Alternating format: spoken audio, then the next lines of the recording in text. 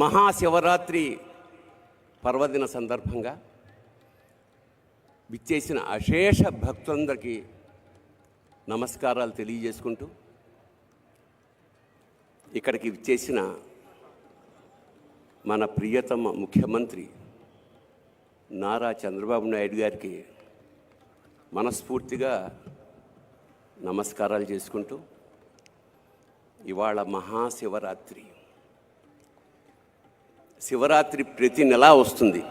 దాని పేరు మాస శివరాత్రి. ఏడాదికి ఒక్కసారి వచ్చేదే మహాశివరాత్రి. ఈ మహాశివరాత్రి సందర్భంగా ఆ పరమేశ్వరుడు మహానందపడుతున్నాడు. కారణం ఏమిటంటే, శివుడు ఇవాళ చంద్రబాబు గారిని ధరించి చంద్రశేఖరుడయ్యాడు.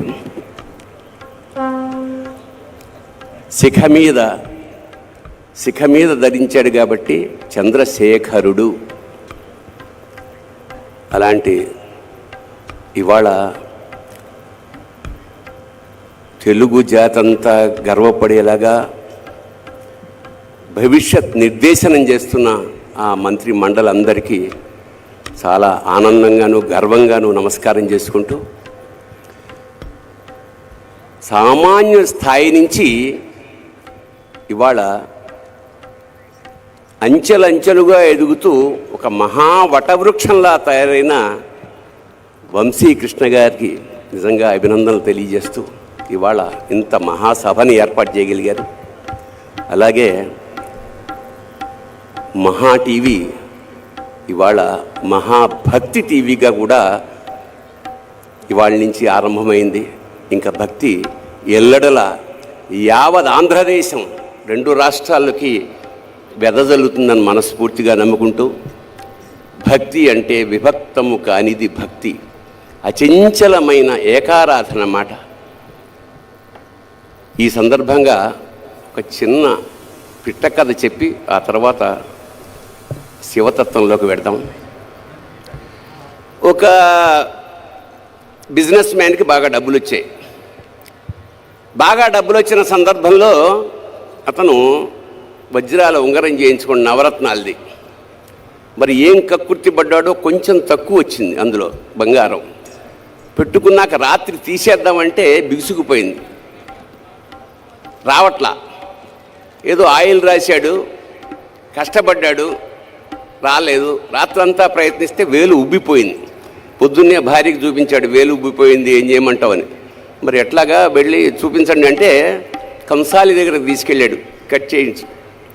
అతను అన్నాడు, కాదండి బాగా వాచిపోయింది, కష్టం, ఒకసారి డాక్టర్కి చూపించండి. డాక్టర్కి చూపించుంటే కట్ చేయాల్సిందే అంటే ఏంటి వేలు అన్నారు. కాదు ఉంగరం. మరి ఎలాగా రావట్లేదు. అప్పుడు వాళ్ళ భార్య చెప్పింది, ఒక పని చేద్దామండి, నాకు వెంకటేశ్వర స్వామి అంటే విపరీతమైన భక్తి, ఆయన్ని మొక్కుకోండి, అదే యాజ్ ఇట్ ఈజ్గా వచ్చేస్తుంది అని. సరే వెంకటేశ్వర స్వామికి మొక్కుకున్నాడు. ఏమని మొక్కుకున్నాడు? స్వామి, ఈ ఉంగరం లూజ్ అయ్యి చచ్చిపోతున్నాను, దీంతో ఇది గనక పడిపోతే వచ్చేస్తే గనక నీకు ఉంగరం యాజ్ ఇట్ ఈజ్గా హుండీలో వేసేస్తాను అన్నాడు. వెంకటేశ్వర స్వామి ఇలాంటి విషయాల్లో చాలా హాయిగా చిరునవ్వు నవ్వుతూ అలాగే అన్నాడు. కట్ చేస్తే నెక్స్ట్ డే కల్లా వాపు తగ్గిపోయి ఉంగరం వచ్చేసింది. చెప్పాను నేను వెంకటేశ్వర స్వామిని నమ్ముకుంటే ఎలా ఉంటుందో అని. వెంటనే తిరుపతి ప్రయాణం అయ్యారు వీళ్ళు. తీరా అక్కడికి వెళ్ళేటసరికి పేపర్లో గుండె పగిలే వార్త ఏమిటంటే, బంగారం ధర అమాంతంగా 100 రెట్లు పెరిగిపోయింది. అంటే ఇప్పుడు 50,000 ఉన్నది 5 లక్షలు అయింది అనుకోండి. ఇంత డబ్బు ఉంగరం వేస్తానన్నాను, ఇదేమిటిది అని చెప్పి అతను వెంకటేశ్వర స్వామితో మళ్ళీ ఒక కాంట్రాక్ట్ ఒప్పుకున్నాడు. స్వామి, నేను ఉంగరం వేస్తానన్నది లాస్ట్ మంత్, అప్పుడు బంగారం ధర ఇంతే ఉంది, ఇప్పుడు దానికి నీకు సంబంధం లేదు, అంచేత అప్పుడు దాని ఖరీదు 50,000 రూపాయలు కాబట్టి ఆ 50,000 వేసేస్తాను అని 50,000 పొట్లం కట్టి ఓం గోవిందా గోవిందా అని హుండీలో ఆ డబ్బులు వేసేసాడు. దాంతోపాటు ఉంగరం కూడా పడిపోయింది. అందుకే వాడిని వడ్డీ కాసుల వాడు అంటాడు. అంచేత దేవతలతోటి మనం బేరం చేయకూడదు. అంచేత భక్తి అంటే నిష్కామ భక్తి, నిశ్చల భక్తి ఉండాలి. మరి మనం ఇవాళ మహాశివరాత్రి సందర్భంగా శివుడిని వెతుక్కుంటున్నాం. శివుడు ఎక్కడుంటాడు? ఎక్కడ ఉండడు? సర్వాంతర్యామి కదా. నీలోనూ ఉంటాడు, నాలోనూ ఉంటాడు. నాలోన శివుడు గలడు, నీలోన శివుడు గలడు. నాలోన శివుడు గలడు, నీలోన శివుడు గలడు. నాలోన శివుడు గలడు, నీలోన శివుడు గలడు. నాలోన గల శివుడు, నీలోన గల శివుడు లోకములేలగలడు. నాలోన గల శివుడు, నీలోన గల శివుడు లోకములేలగలడు. కోరితే శోకము బాపగలడు.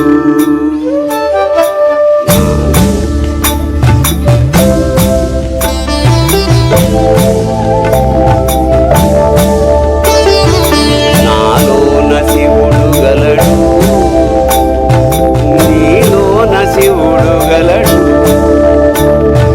నాలోన గల శివుడు, నీలోన గల శివుడు గంగ పైకెత్తగలడు. నాలోన గల శివుడు, నీలోన గల శివుడు గంగ పైకెత్తగలడు. పాపులను తుంగలో తొక్కగలడు.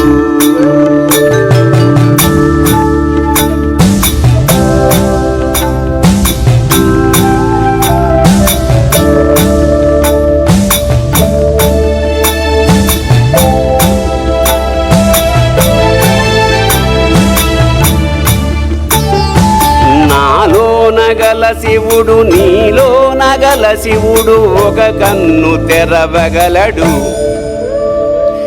నాలోన గల శివుడు, నీలోన గల శివుడు ఒక కన్ను తెరవగలడు. వద్దంటే రెంటిని మూయగలడు.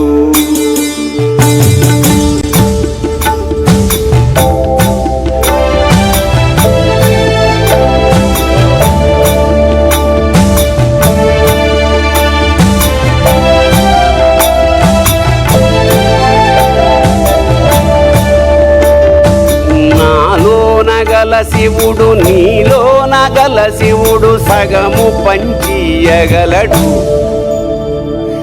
నాలోన గల శివుడు, నీలోన గల శివుడు సగము పంచియగలడు.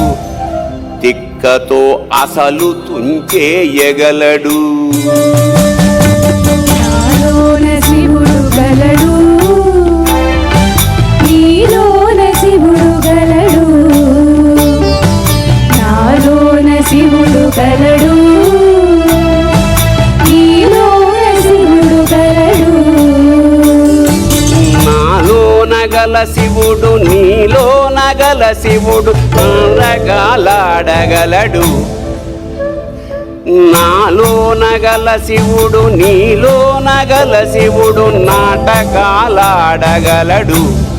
తెరదించి మూట కట్టేయగలడు. నాటకాలాడగలడు. తెరదించి మూట కట్టేయగలడు. నాటకాలాడగలడు. తెరదించి మూట కట్టేయగలడు.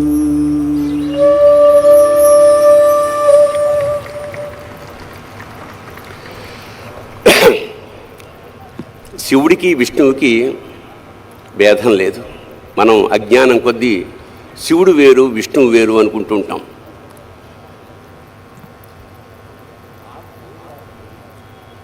శివుడు నిరంతరం ధ్యానం చేసేది విష్ణువుని.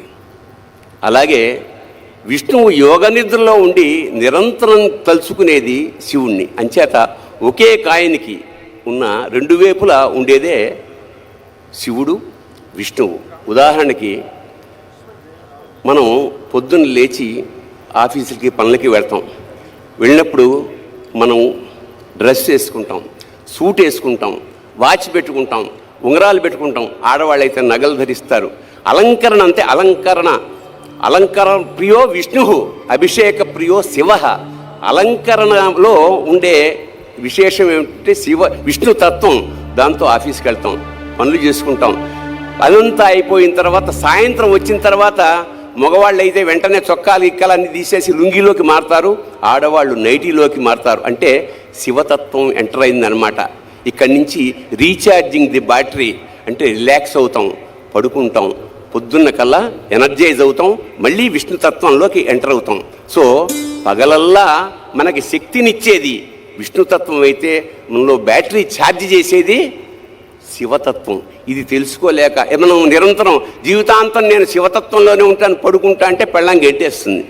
అలాగే నిరంతరం విష్ణుతత్వంలో ఉండడం అసాధ్యం. అంచేత శివ విష్ణువులు ఒక్కరే. అందుకని ఎంత మోసగాడివయ్యా శివ, నువ్వు ఎంత వేషగాడివయ్యా శివ, ఎంత మోసగాడివయ్యా శివ, నువ్వు ఎంత వేషగాడివయ్యా శివ, నువ్వు ఎంత వేషగాడివయ్యా శివ.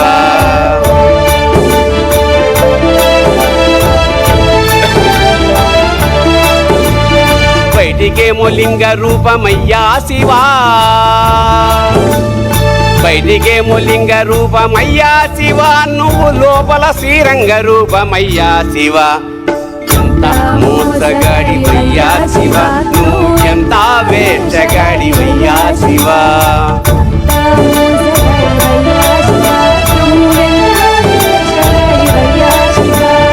పైన మూడు నామాలేనయ్యా శివా, పైన మూడు నామాలేనయ్యా శివ, నీకు లోన 1000 నామాలంటయ్యా శివ. ఎంత మోసగాడివయ్యా శివ, నువ్వు ఎంత వేషగాడివయ్యా శివ, ఎంత మోసగాడివయ్యా శివ, నువ్వు ఎంత వేషగాడివయ్యా శివ. పైనే అభిషేకాలయ్యా శివా, పైనే అభిషేకాలయ్యా శివ, నీకు అలంకారమంట లోపలయ్యా శివ.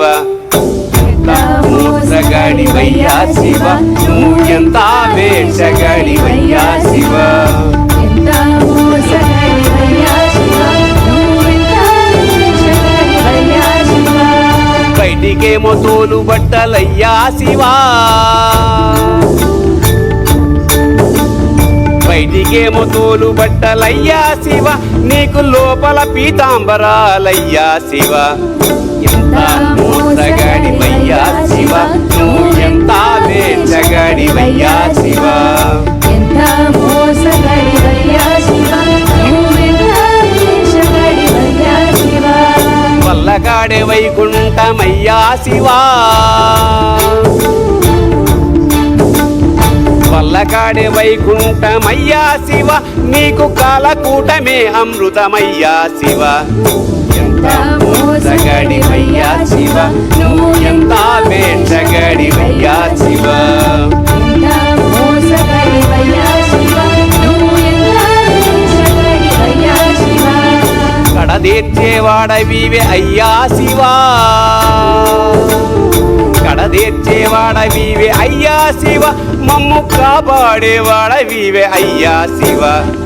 ఎంత మోసగాడివయ్యా శివ, నువ్వు ఎంత వేషగాడివయ్యా శివ, ఎంత మోసగాడివయ్యా శివ, నువ్వు ఎంత వేషగాడివయ్యా శివ. ఎంత పిచ్చివాడివయ్యా శివ, ఎంత పిచ్చివాడివయ్యా శివ, నువ్వు ఎంత మంచి ఎంతెంత మంచి ఎంతెంత మంచివాడి వయ్యా శివ.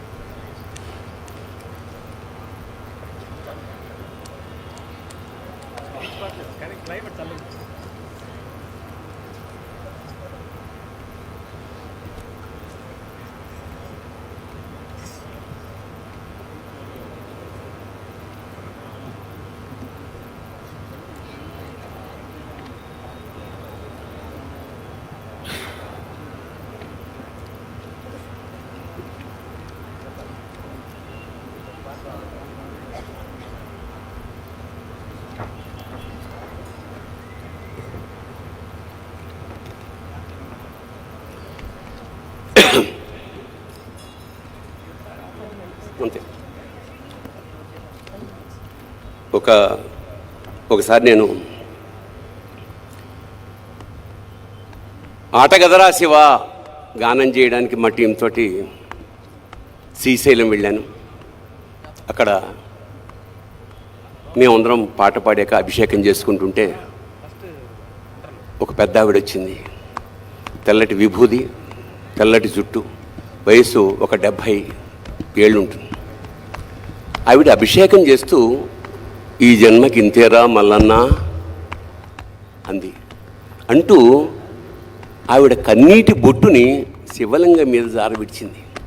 అంటే ఒక విధమైన ఉద్వేగంతో స్టన్ అయిపోయాను నేను. ఎన్ని క్షీరాభిషేకాలు చేస్తే ఇంత పుణ్యం దక్కుతుంది? కన్నీళ్లతో స్వామిని అభిషేకించి ఈ జన్మకి ఇంతేరా మల్లన్న అంది. మల్లికార్జున స్వామిని మల్లన్న అని చాలా ప్రేమగా పిలుచుకుంటారు. ఈ జన్మకి ఇంతేరా అంటే శ్రీశైల శిఖరం దృష్ట్యా పునర్జన్మ నవిద్యతే. ఒకసారి శ్రీశైల శిఖరం కనుక వస్తే ఇక జన్మరాహిత్యం అనేది మన వాళ్ళు చెప్తూ ఉంటారు.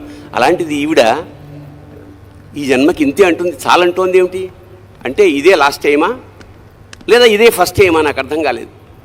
అప్పుడు నాలో ప్రయత్నంగా ఈ జన్మకి ఇంతేరా మల్లన్న అన్న వాక్యం రాత్రంతా తిరుగుతోంది. అప్పుడు పుట్టిన పాట ఈ జన్మకి ఇంతేరా మల్లనా,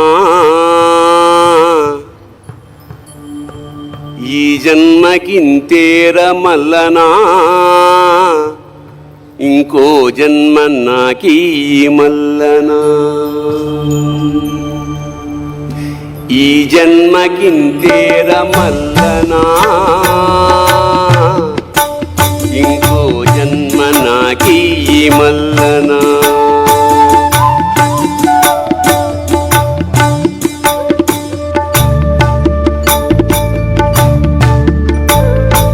తల్లి గర్భములోన మల్లనా, తల్లి గర్భములోన మల్లనా, నా గుండె సప్పుడు నీవే మల్లనా, ఊపిరి తీసిన మల్లనా, నా ఊపిరి పోసిన మల్లనా, ఈ జన్మకింతేర మల్లనా, ఇంకో జన్మ నాకీ మల్లనా.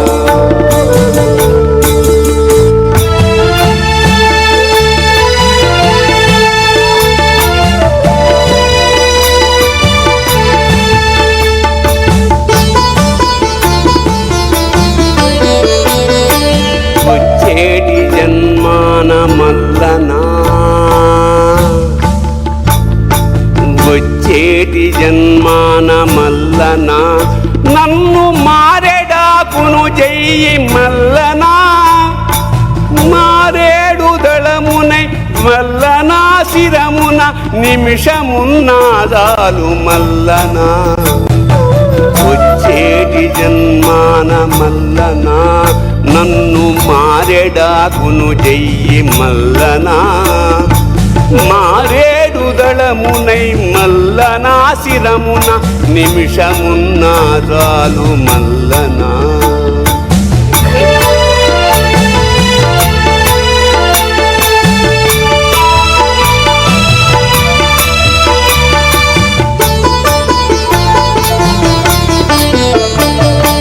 కొండంత ఎదిగాను మల్లనా,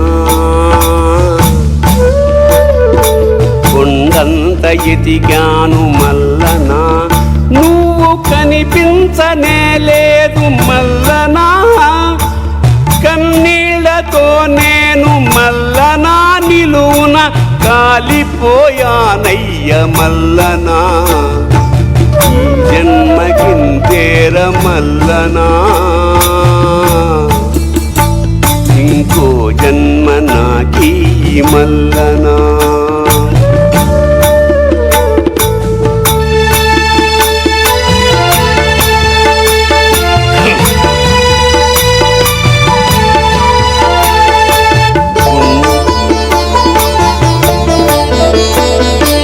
గుండెలో ఉన్నావ మల్లనా,